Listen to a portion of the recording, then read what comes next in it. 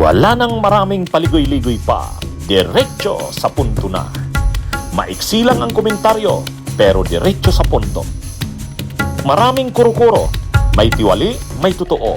Dito, sa puntong diretso tayo. Punto, diretso. Itong si Ramil Madriaga, isang nagngangalang Ramil Madriaga, nakakulong sa BJMP, sa Bureau of Jail Management and Penology Detention Facility sa Camp Bagong Diwa. Ito'y nakakulong sa kasong kidnapping.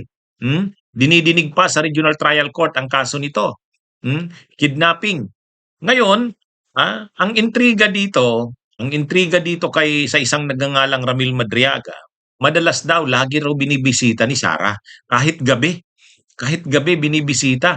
Ibig sabihin, importante kay Sara ito.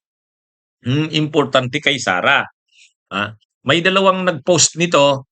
Una, si Montulfo. Si Montulfo, yung kolumnista na kapatid nila Erwin at saka ni Rafi.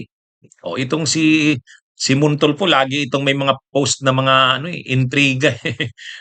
Pero sabi ni Montulfo, ano bang special dito kay Ramil Madriaga at binibisita sa gabi pa, sa gabi, hindi araw. Binibisita ni Sara. Hindi naman siguro sa may relasyon sila, mukhang hindi naman ganun ang ini-insinuate. Kaya lang, bakit special daw ito? At ayon kay Montulfo, nagpaplano ng mga tulong sa mga PDLs, persons deprived of liberties, sila Sara Duterte, nagpaplano at ang tutulungan ay itong ang si Madriaga.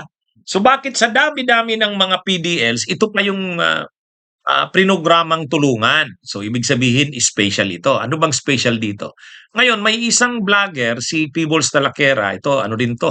Mahilig din to mag-intriga. Ang sabi niya, sermon, hindi masamang tao yan, si Ramil Madriaga, kaibigan ko yan, kakilala ko yan, sabi nung Peebles Talaquera. Si Peebles Talaquera, dating DDS to, pero ngayon pro-BBM na to eh.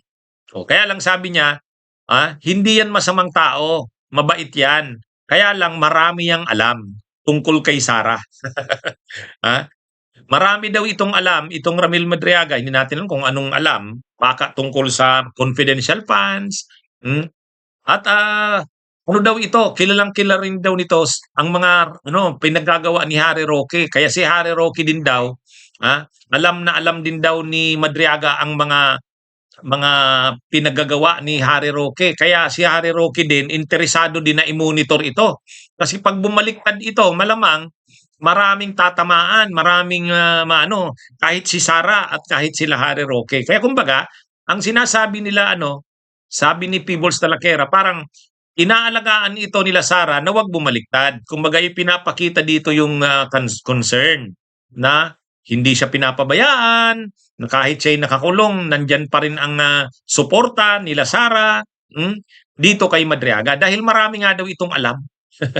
Mukhang maraming alam sa mga pinagagawa nila Sara. Kahit kay Roque, marami rin daw itong alam.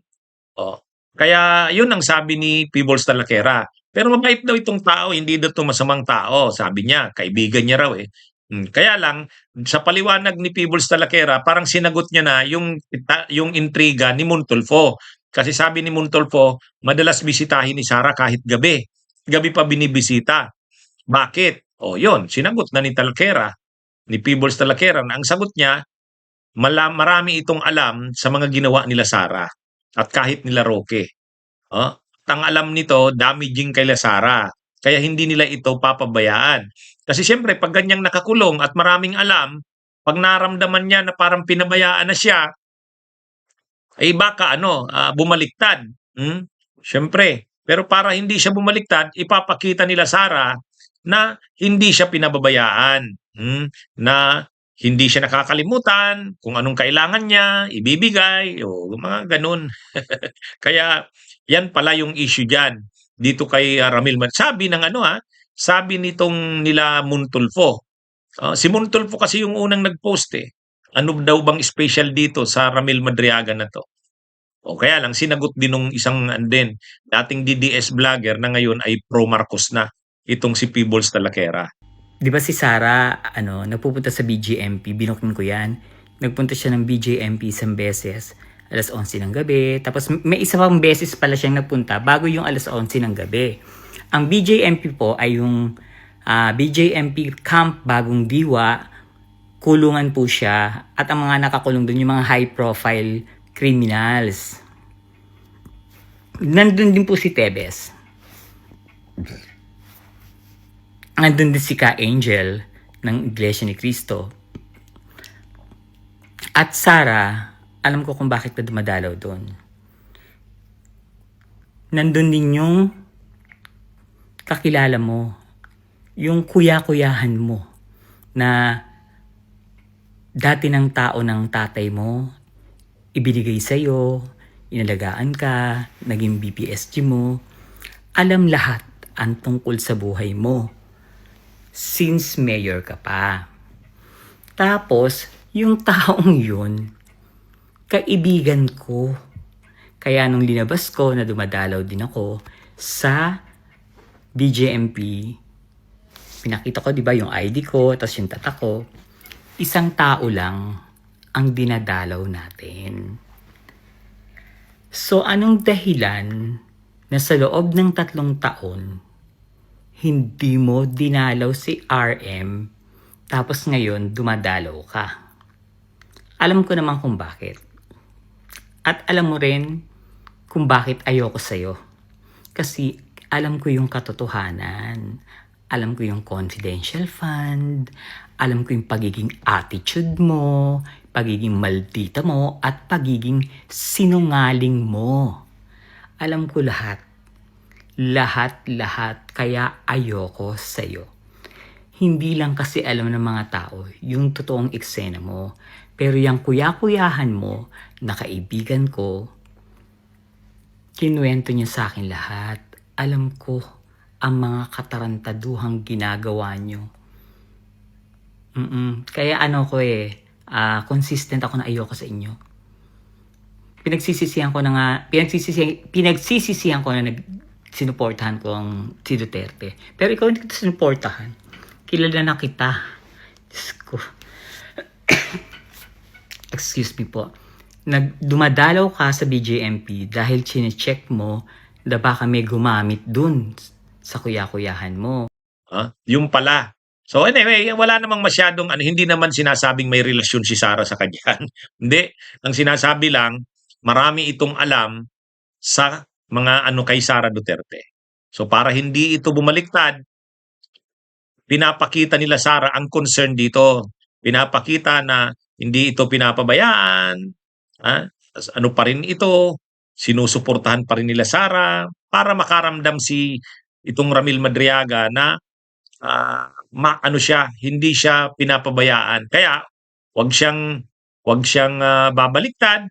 Kung ano man ang alam niya tungkol kila Sara, kila Harry Roque at sa iba pa sa kampo ng Duterte, huwag niyang isisiwalat yon, huwag niyang ibubunyag. At para maalagaan siya, na manatiling tapat sa kampo ng Duterte, yun, binibisita ni Sara kahit alanganing oras, binibisita daw eh. Sabi ni Montulfo sa post niya. Anyway, mga kabunyog, mga kababayan, yan yung issue diyan sa Madriaga na yan. Hindi natin na-research kung taga saan yan. Ang kaso daw kidnapping, hindi natin alam kung bakit siya na-involve sa kidnapping. Pero yung 1997 case niya raw ng kidnapping, acquitted na. Kaya lang may isa pa daw eh. Parang may isa pang kaso, 2023 naman. O kaya dun siya ngayon nakakulong dahil dun sa kaso na yun nung 2023. Pero yung dati na acquit na sana ay may bago na naman. Kaya siya nakakulong sa Camp Bagong Diwa sa Taguig, BJMP Taguig. Ibig sabihin kasi pag nandyan ka pa sa BJMP, dinidinig pa lang sa Regional Trial Court ang kaso mo. Yan yun. Anyway, may mga pictures. Tingnan nyo yung mga pictures. Kasama niya si Sara Duterte.